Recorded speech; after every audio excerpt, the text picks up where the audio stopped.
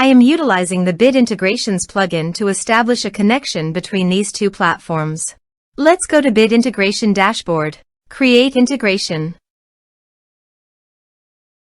Search and select Hustle as a trigger. Choose a form.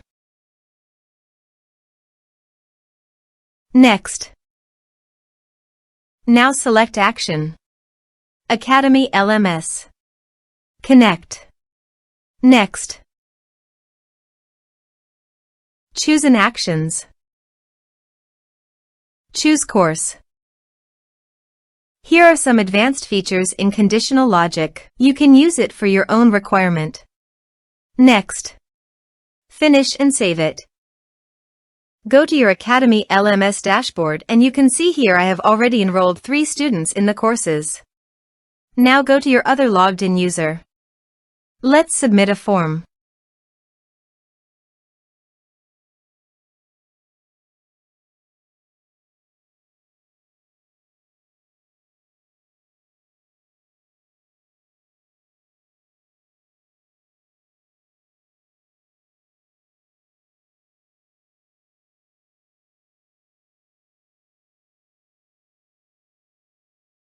Submit it.